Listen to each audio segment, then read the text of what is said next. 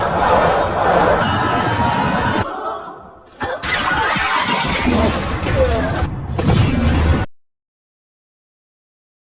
है आपका movie kingdom में। मूवी की शुरुआत में दो अनाथ लड़कों को दिखाते हैं जिनका नाम शिन और पियो होता है, जिन्हें अंकल वो नाम के एक बूढ़े ने कुछ समय पहले ही अपनी गुलामी के लिए खरीदा होता है।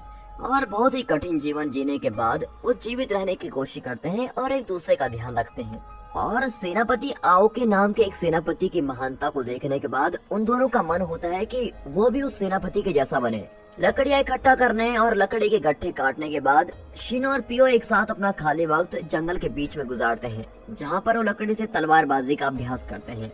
और पिछले कुछ सालों से वो एक दूसरे के लड़ने की कौशल और अपनी चुस्ती फुर्ती बढ़ाने के लिए हर रोज एक दूसरे के साथ अभ्यास करते हैं। और हर रोज अभ्यास करने की वजह से वो बहुत ही अच्छे तलवारबाज और एक महान सैनिक के रूप में बड़े होते हैं। अब एक दिन जब वो एक दूसरे के साथ अभ्यास कर रहे होते हैं, तभी एक सेनापति जिसका नाम चैंग होता है वो पियो की तलवारबाजी को देखता है और उसकी काफी तारीफ करता है। अब अगले दिन सेनापति चैंग अंकल ओ के घर जाते हैं और उन्हें बताते हैं कि शाही दल अलग अलग क्षेत्रों से शाही सैनिकों को इकट्ठा करने के लिए भर्ती कर रहा है। और उसके यहाँ आने की एक ही वजह होती है, वो ये है कि वो अंकल वो से इजाजत लेने आया होता है कि क्या वो पियो को अपने साथ साम्राज्य में ले जाकर उसी साम्राज्य के कुछ खास सैनिकों के साथ तैयार करना चाहता है।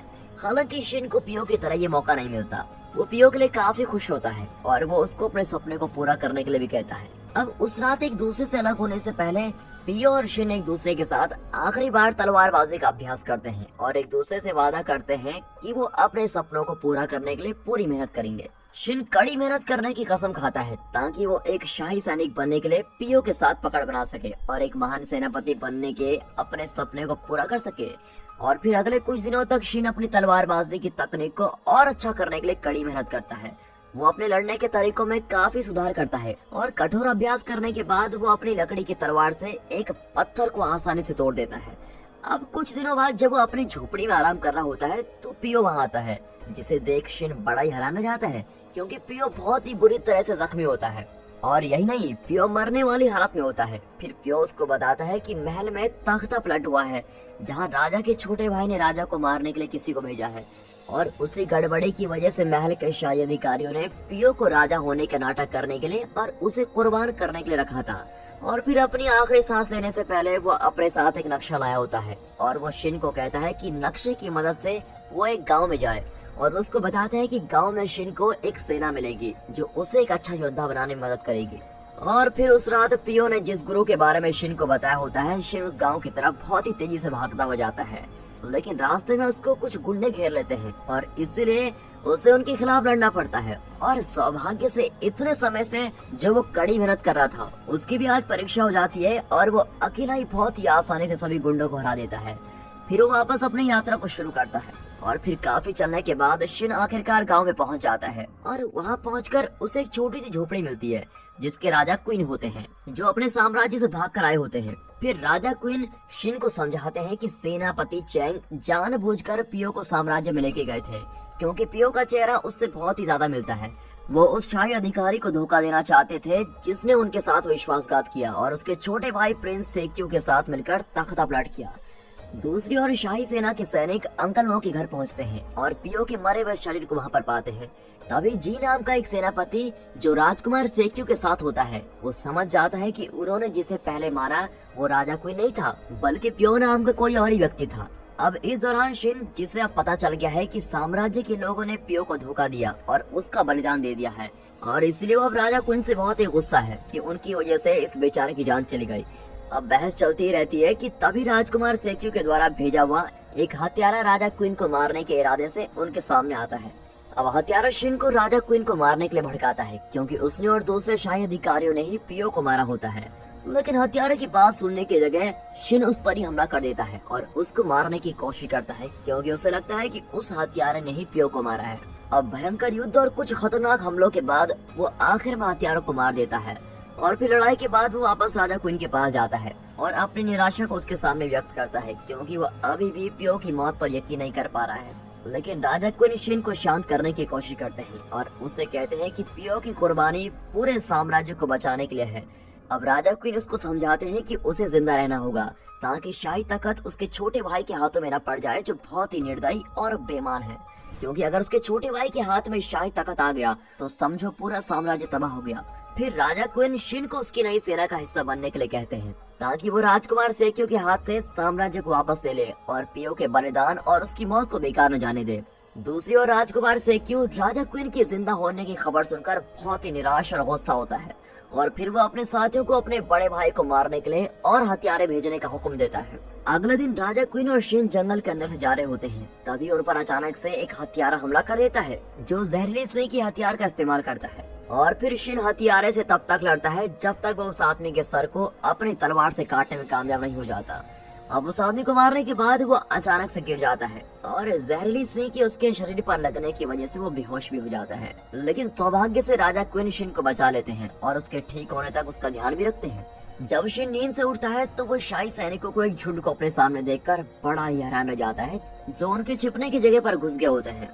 लेकिन फिर सौभाग्य से वो शाही सेना सेनापति चैंग की होती है जो अभी भी राजा क्वीन का वफादार है। राजा क्वीन के लिए अपनी भक्ति की घोषणा करने के बाद सेनापति चैंग एक रणनीति बनाते हैं ताकि वो राजकुमार सेक्यू से शाही घड़ी को वापस ले सके। दूसरी ओर हालांकि राजकुमार सेक्यू अभी भी राजा क्वीन को मारने के सफल नहीं हो पाए होते हैं, वो फिर भी पूरे साम्राज्य की पूरी सेना के सामने घोषणा कर देता है कि वो अब यहाँ का नया राजा है। अब इस दौरान राजा क्वीन बड़े निराश होते हैं क्योंकि उनके पास शाही सेना से लड़ने के लिए बहुत ही कम सेना होती है। अब ये सुनकर सेनापति में से एक उन्हें पहाड़ी जनजाति के लोगों से मिलने और एक बड़ी सेना बनाने के लिए उनकी मदद मांगने का सुझाव देता है और ये जानकर राजा क्वीन उसकी बात मान देते हैं और उसी वक्त पूरी सेना को पहाड़ी जनजातियों के इलाके में भेज देते हैं। अब बहुत ही लंबे और खतरनाक रास्तों से होते हुए राजा क्वीन और उसकी सेना पहाड़ी जनजातियों के इलाके की सीमा में पहुंच जाती है। लेकिन वहां पहुंचने पर पहाड़ी जनजाति की सेना के लोग कोई खास उनका स्वागत नहीं करते और वो उनको बंदी बना लेते हैं।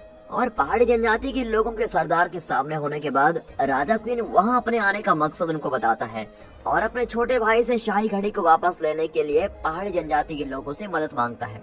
अब ये सुनकर पहाड़ी जनजाति का सरदार उनकी मदद करने के लिए मना कर देता है क्योंकि उन्हें बड़े शाही लोगों ने धोखा दिया था जिसकी वजह से बहुत से पहाड़ी जनजाति के लोग मारे गए थे।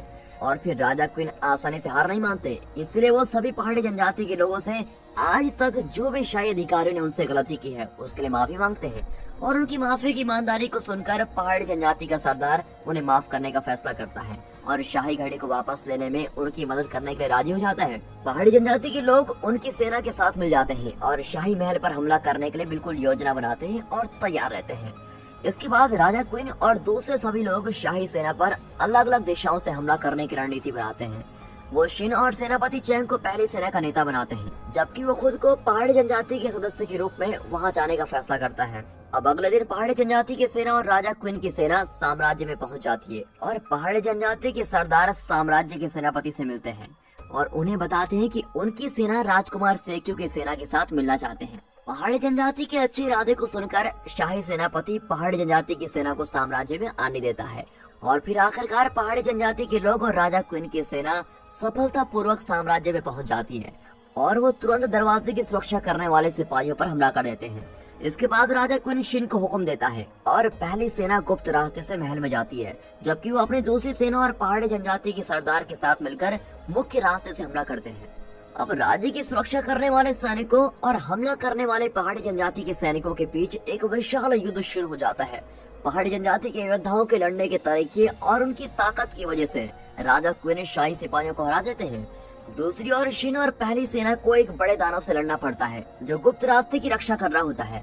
हालांकि सेना को शुरू में उस दानव से लड़ने में थोड़ी परेशानी होती है, लेकिन बाद में शिन एक बहुत ही खतरनाक तलवार के हमले से उस दानव को मार देता है। अब उसके बाद शिन और पहली सेना राजकुमार सेक्यू को मारने के लिए शाही महल में घुस जाती है। हालांकि राजकुमार सेक्यू तो यहाँ पर आराम से अपने सिंहासन पर बैठा होता है और अपने सेनापति जी को बुलाता है जो उनके सामने साम्राज्य का सबसे शक्तिशाली योद्धा होता है। और फिर सेनापति जी शिन को एक एक युद्ध के लिए चुनौती देता है और वो बिना किसी संकोच के उसकी चुनौती को मान लेता है। अब उनके बीच की लड़ाई बहुत ही भयंकर होती है क्योंकि वो दोनों ही तलवार के लड़ने के हुनर में बहुत ही माहिर होते हैं।